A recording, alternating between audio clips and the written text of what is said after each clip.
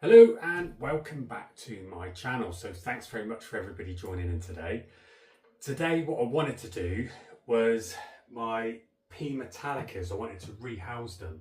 I've got them in these tubs, and as you can see that one's just started off. This one I think is a female, but okay for one more molt, but the way they molt and lay in there's not enough room for them. Technically one more molt there is, but they're just very tight. But it's this one. I've got this P Metallica and it's laid web across the whole of the top and it's basically on the side getting ready to flip. So while this one's going into actually molt, I'm going to leave that and not rehouse that. So it's forced me to do another video today, which is these, which is the Phormingochilus Carpenteri. So as you can see on this one, they're in these tiny little enclosures. As you can see here, I've got the two and I've put them in these tiny enclosures, which are done brilliantly. So it's a Sulawesi giant black, which is an absolutely humongous species. That's a boreal. When they're slings, they go fossorially and they go right down into the substrate. If you remember, I did these on a previous video. I put the gravel at the bottom and then the substrate with the mesh in between, and I did some moss all the way around it and put in one of my little pieces that I found. And if I just open this up, I don't need to be delicate enough because I know these spiders and I know what they're doing. They will not come up at all. If I just move the web, there we go, I can see a part of one. They're inside there, so right down in there, and they've been molten, but they do it within side of this, this pot. But I need to give them some room because what I've noticed is that they don't come out at night. I've been looking every single day and I can't see them strolling around. They just literally hide in the bottom, don't come out at all. So I want to give them a bit of space so they can actually maneuver around, because these power eat, and I cannot stress enough, if any of you do have these, I've actually gone to the point of feeding them and I think, Christ, I fed them too much, and they take again. And they take again in 2 days, they take again in 2 days.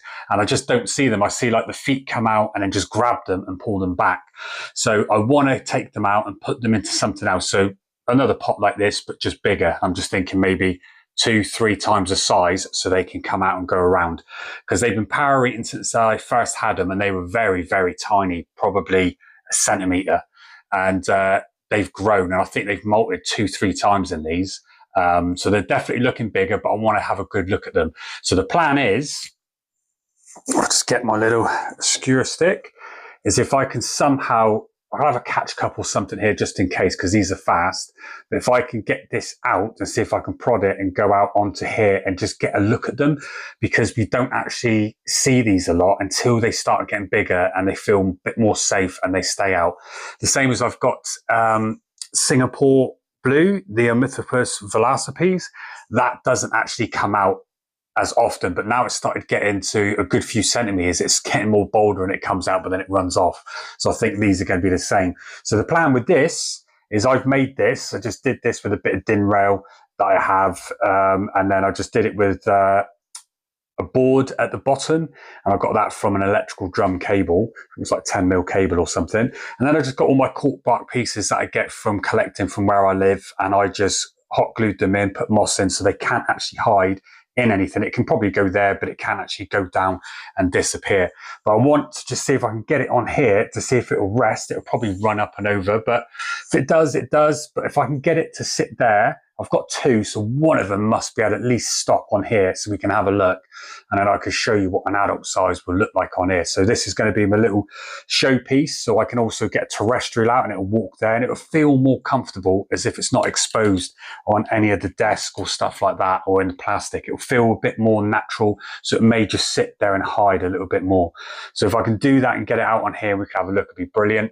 And then I'll try and rehouse it and get it into something else. But I've done both the same, but this one's got a slight different piece where it's got a hole in it, as you can see, going through, and both of them act the same and do not come out. So I want to have a good look. But first off, I think if we get an enclosure ready, so let's pick something. Let me just pop the lid on this one.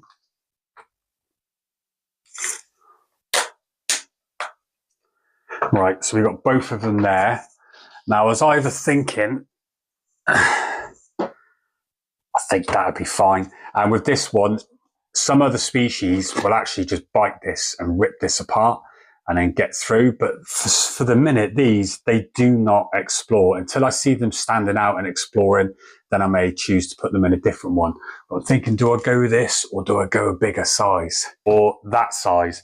Now, I always like giving a bit more room, but you can see that's a jump up. There's nothing wrong with using this sort of size, but I know that this is going to be a really big tarantula once it starts growing, and the way they eat at the minute. And the thing with this is I've not been seeing any carcasses either, so they're obviously leaving it down within the little chamber, which I'm just worried that they'll get mold and stuff on there.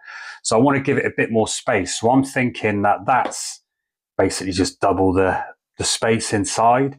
It's fine, but I'm thinking that will give it a bit more space for it to walk around and I might be able to see it out. So I think I'm going to go with this one for the minute on them. And then at least I don't have to worry about the lids because I've done the lids pre-drilled. So let's just get these enclosures ready. All right, let's get out these bits of cork bark for the minute. All right, let's just give these a quick rinse. Right, so 2 cleaned cups. You know the drill, but let's get these all set up now. So let's put those to the side. Right, I kind of like that piece in there, so I want to keep that the same. So just put some gravel in there. We need mesh, don't we? So let's have a look. Right, so that's the mesh. Let's get the hot glue gun out ready. I should have had that pre-done really. Set that up. There we go. Right, so what do we need? Substrate. Right.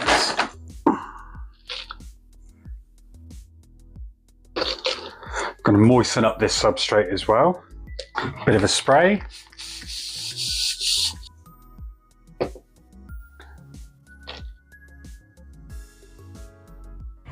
So there we go. So that's all I've done in there. Nice bit of cork bark and also water dish and then the moss down at the bottom, but it will live down in between here and it will web up in the middle and it'll actually still dig down. But the reason I put it in the bigger one is because, excuse me, because I think in this, it's too small for it to walk around on the outside, so it just stays in the middle. So I think by giving it a little bit more room, I might actually see it venture out. And then that's the idea, because I want to see this one because I can't see it in there at all. I just see the front feet. So that's the idea. So that's perfect. So let me just quickly finish this one. Yep, that's brilliant. Bit of moss. This way it will hold the humidity a bit better for them, so I don't have to water it as much. Especially with the gravel at the bottom, so you get a good water layer there as well. Just slightly, it's not much, just to over drain. But I find it's a lot more easier because it then evaporates up through and it gives them the required humidity. So that's what I've done on the second one, and I think that's perfect. So let me just hot glue in one of those lids.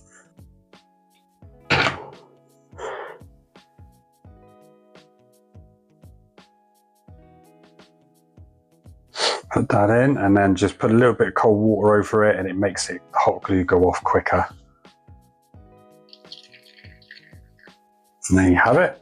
That's that one done. So they're both done. Just quickly do the label. There we go. Put that away.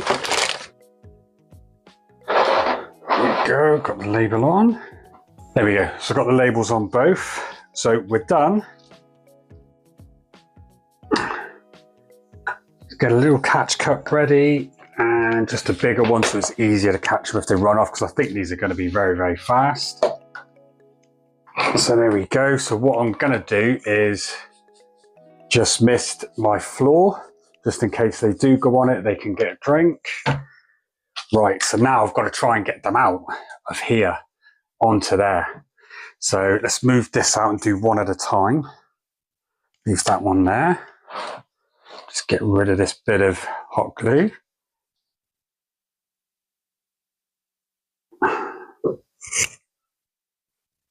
Right, so we're already in that enclosure. Excuse me. So start with this one first, take the lid off. And then I think what the plan is just to grab hold of this and pull it out and see where it is. I think it may be in the actual cork bark itself, but if not, it could be right down in the substrate. But I do have the mesh layer in the bottom, and I know that nothing can really bite through that mesh layer, so they can't get through. So worst case scenario would be in the substrate, but then it'd be easier for me to just tap it out and encourage it up onto there. So let's have a go. Let's see where it is.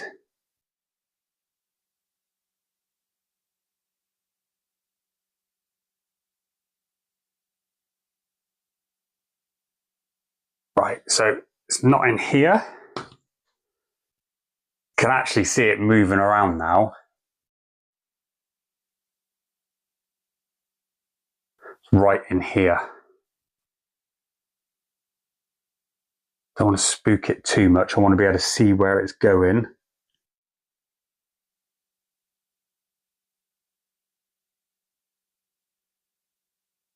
Hopefully I can get it to come up on there. It's got a hole at the back as well. Oh, it's a bit of substrate. It's so well camouflaged. Now I can't see it, but I just saw it running around. Ah, there it goes. Right, it's over this side now, so just get that off. Oh, webbing is very, very thick. See, it's hardly, you can hardly see anything in it, but I've had it for a while and it's been power eating, so I want to see how big they are. It's enough to go in here to give it plenty of room, but let's just see. Come on, there we go. It's coming up. Oh, I breathed on it. There we go, on the cork bark. Oh my God, it is beautiful. Turn that around. Hopefully it will stay then. I can give you a good look. Do not sprint off. There we go. So that's worked perfectly. Babe. So as you can see, that size is a couple of centimeters. But this is working brilliantly. But just stop. The adult one, it goes up to 25 centimeters, which is this big, which is that size, what you can see there. And that is a massive difference from that to this. Finally managed to get one and it works. It stays on here. I've just manipulated it by making it stop, but it works. But that's it, the color of it. So it's a good few centimeters. So I'm going to put it in this side. Oh my God, that's so cute. And it's run round the back. There we go. Oh, that's awesome. Yeah, so as you can see now, goes right down into the cork bark. And that is where it's going to stay and web up. So that works perfectly. But there we go. So let's see if I can do the second one and put the lid on. So it worked perfectly well. My little board that I created, it run around the back.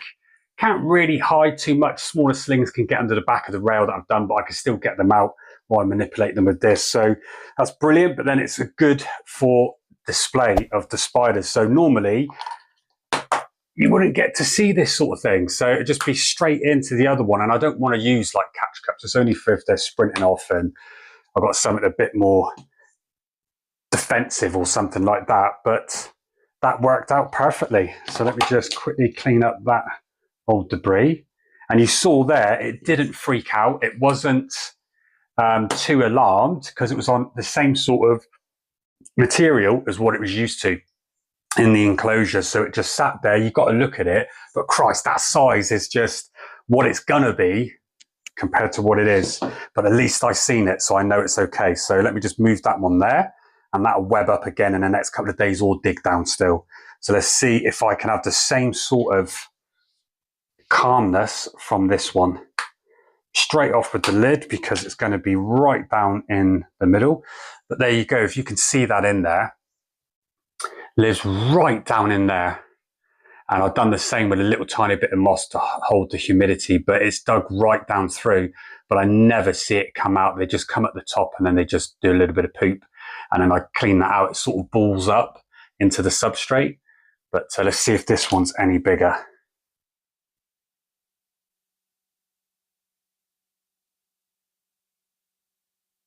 All right, not in the bottom. And as you can see, it didn't break through the mesh, so it just lives down where it's very, very moist. You can see the bottom of the tarantula right there. Let's just plonk it down. I think this one's slightly bigger.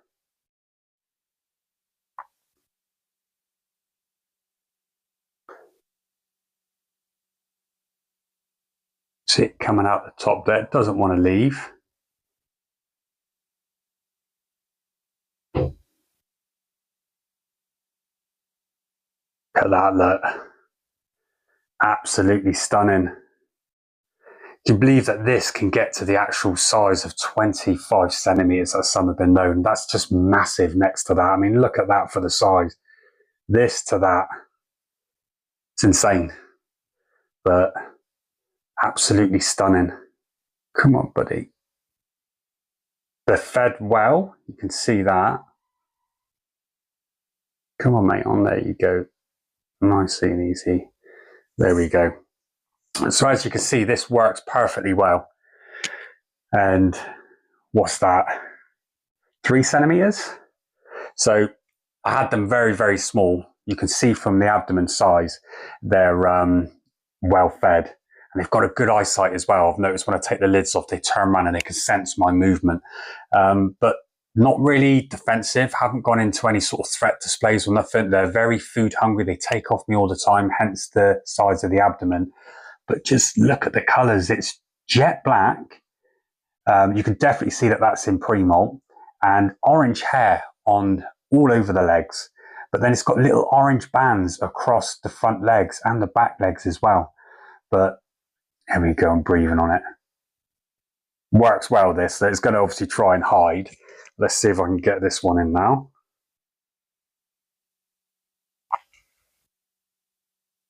Stand up again.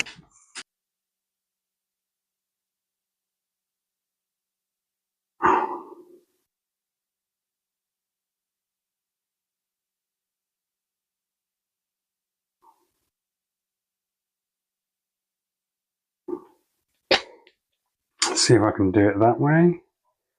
No. Very chilled.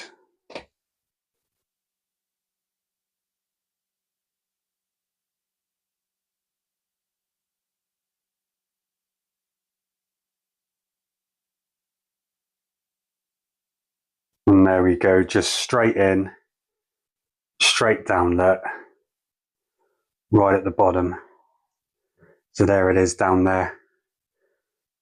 Really, really chilled. Very happy with that. Super smooth. It's down there. Don't know if you can see that there, but it's, yes, 3 going on to 4 centimeters. But this is going to give it a load of room now. So it's going to be able to dig down in there, do itself a good chamber. It's quite easy to feed with them because they do like a web tunnel at the entrance. If you can see its other one, you can see on there, they've done a web tunnel. So they sit with their feet at the front. So it's very, very easy to feed them, especially in this. You're not going to lose them because you're going to know where they are. And what I'm aiming to do is not feed them right at the door, but then wait for them to get there and then see if I can settle them down here, take the lid off, give them time to settle, and then put the small cricket in that's running around and see if they'll come out and chase and run it.